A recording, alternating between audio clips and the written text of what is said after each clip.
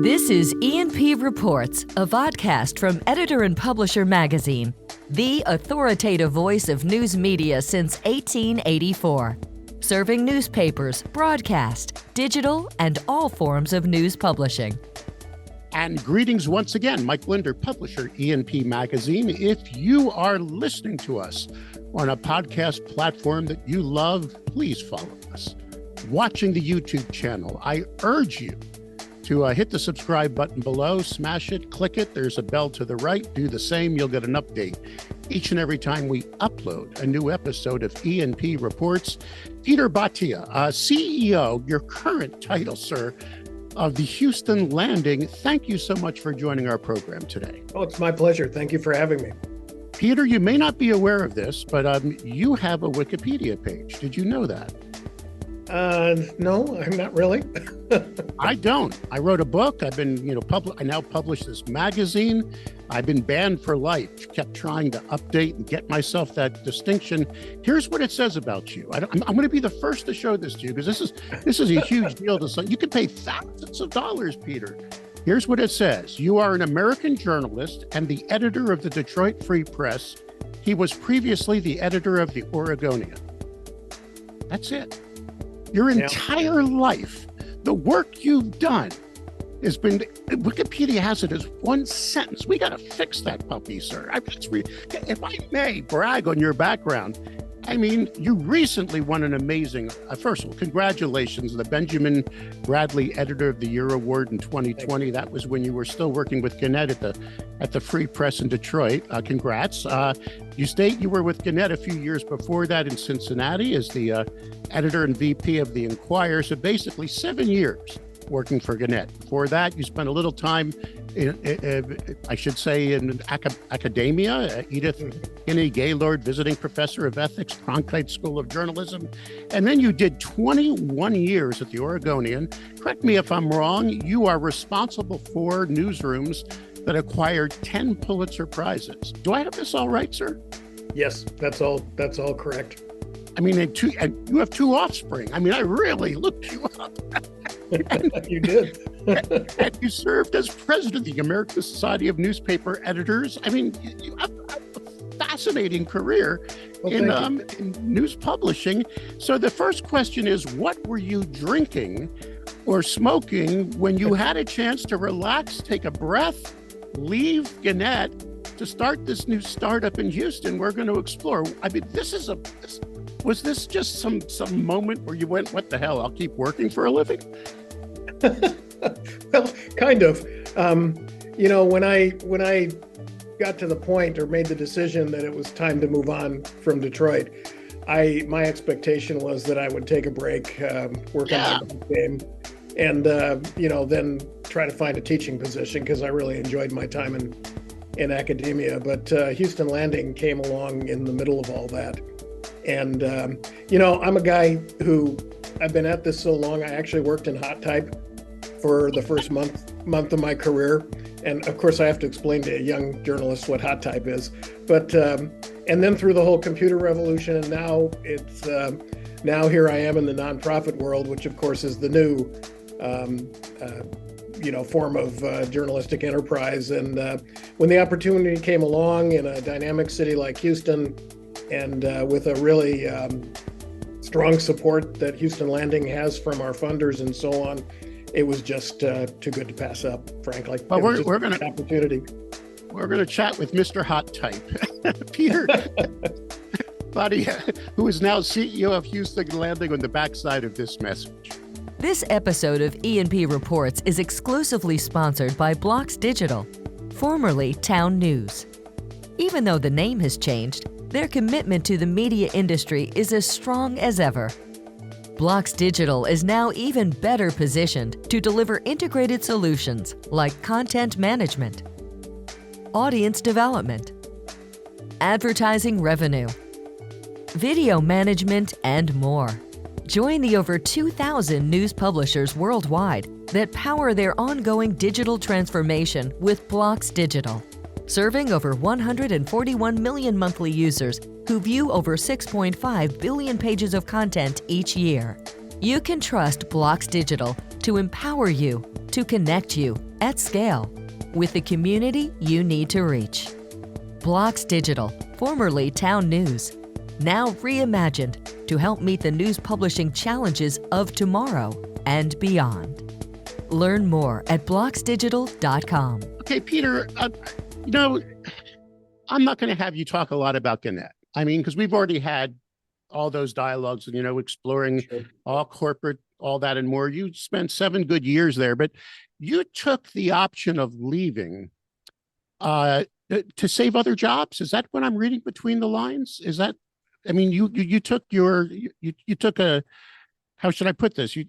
This was your choice. You were not asked to leave, correct? That's correct.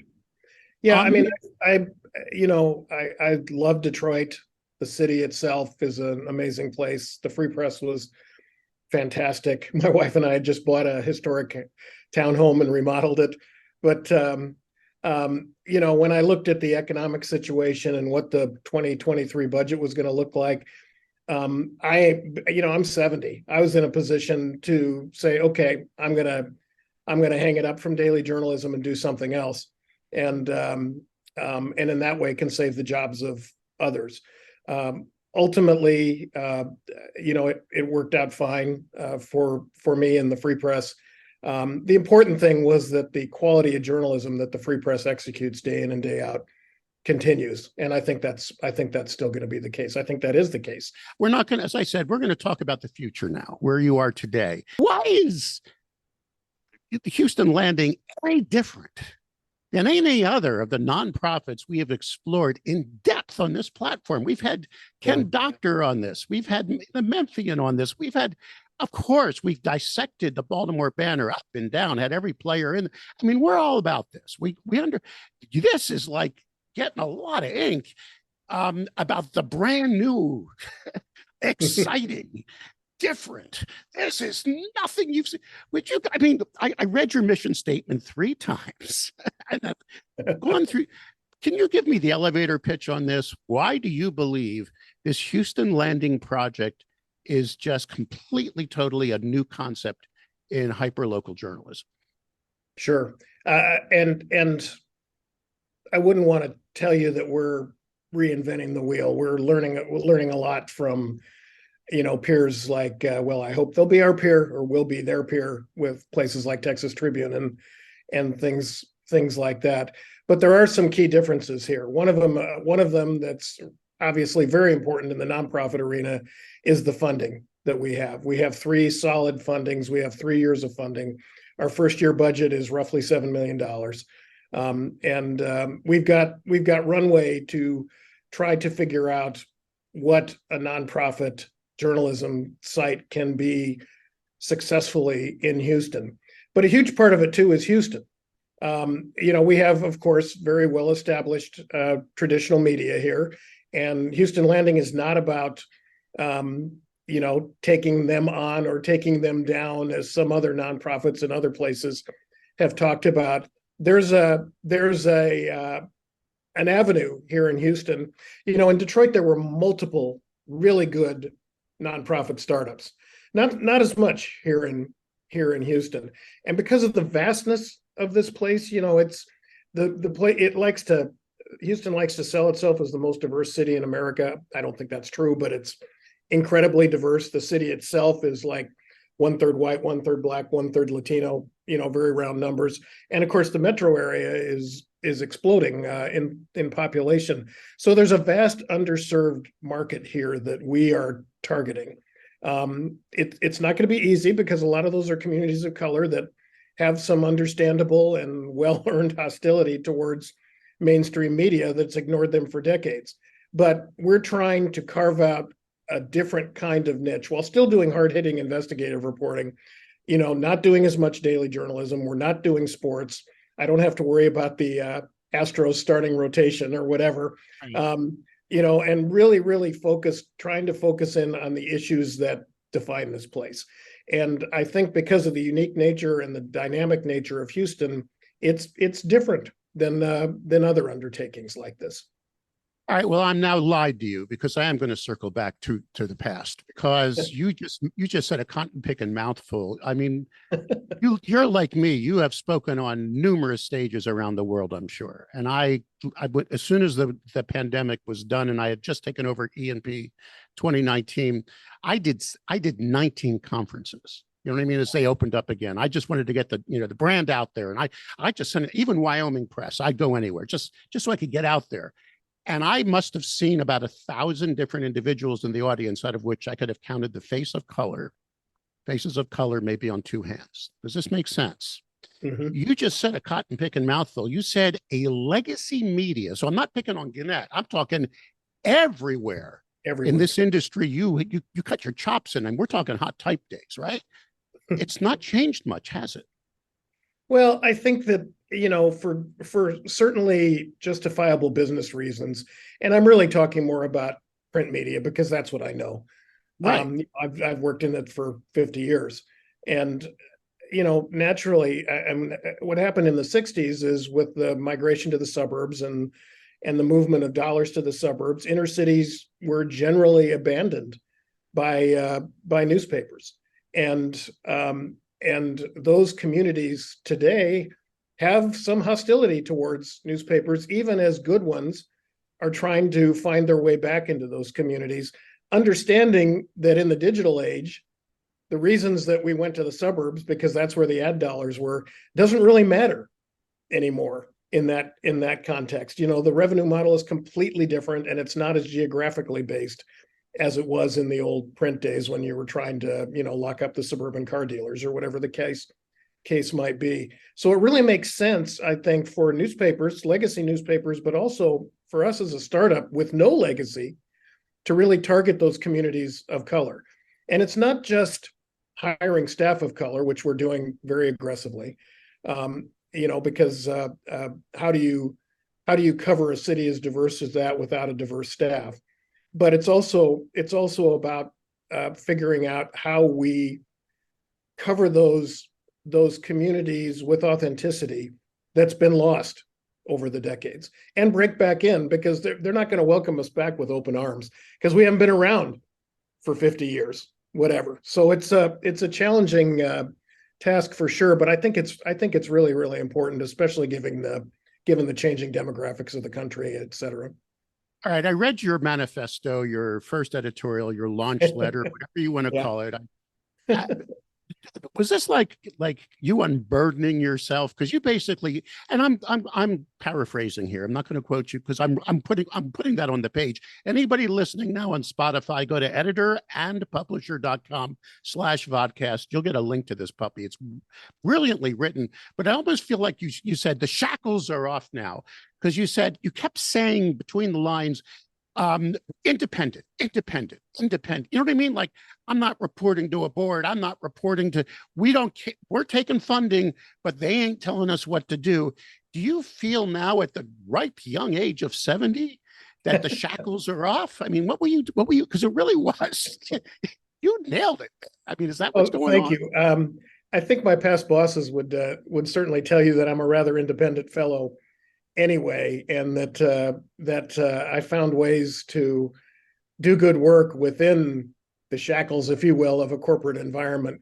But yeah, I mean, one of the things that's so exciting and really delightful about this experience so far is that yes, we have a board, yes, we have funders. They're incredibly supportive of us, but they're also incredibly supportive of the idea that we know how to do journalism. And so we have the opportunity to really build this from ground zero, if you will.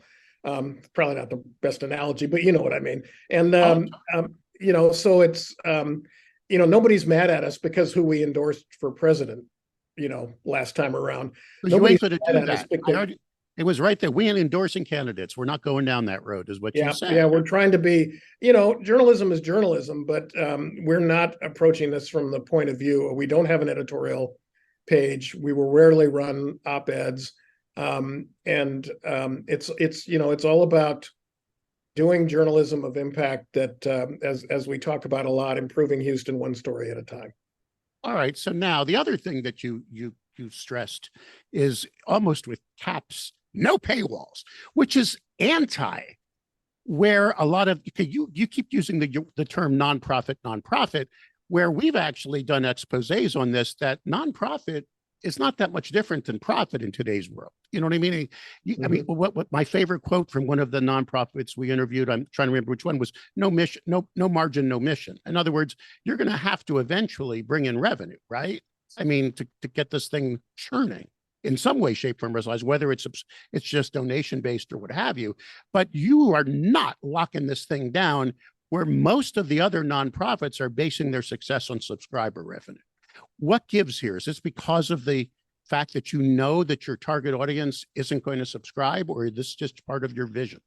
No, I think it's part of the vision that the founding folks of the site had in mind. They really wanted to do something that was for all of Houston, that really had the opportunity to get into corners of this community that had been traditionally underserved by media. For sure, we have to raise money. I mean, I've been chuckling to board members and friends about saying, "What do I know about revenue?" You know, I've hired a development staff. You know, I wish my late father-in-law was still with us, because he was in university development, and he would have been a tremendous help to me. Although I can hear his voice in my ears regularly. But Right. you know, it's a really interesting challenge for me. You know, I joke and laugh and say, "Hey, the more money we raise, the more journalism we can do." But that's true. And fortunately, as compared to a lot of our friends in the nonprofit world, we started with a lot of money in the bank. So we have the runway to figure out how to do this well, both from a journalistic point of view, but also from a fundraising point of view. All right, so let's look at your newsroom. I went down, I mean, it's not the whole newsroom, but I went down your staff on your website, and I counted 33 faces. The recent reports are that almost 24 of them, 25 of them are now on the newsroom side. Is that about right? So that's what you got working for you right now. Yes. You've got senior editors. You got all the stuff that most newsrooms don't have today. They've been, stripped. What's going on? We're in this process of hiring up a staff. You know, we've still got a dozen more hires to go this year, hiring a bunch of reporters, but also hiring product people, development people, audience people, you know, executives, et cetera. So it's really a work in progress. My job is really about pulling it all together and also being, you know, a face for the community. And I'm working on that day by day. But the journalists are engaged in what would feel like a pretty familiar routine to people. They're planning stories, they're executing stories, they're posting stories. And since we went fully live, because we'd soft launched a few months before, the flow of stories and the quality of stories, a lot of watchdog in it, a lot of attention to important institutions, from City Hall to the management of the jails and so on.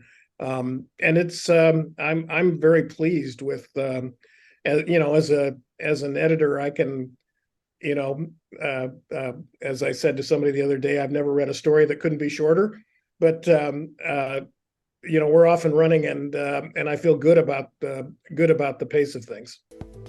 What is the web address for the Houston Landing? So anybody who's just listening to this and too lazy to look at the page and click the link, what's the URL, sir? HoustonLanding.org. There you go.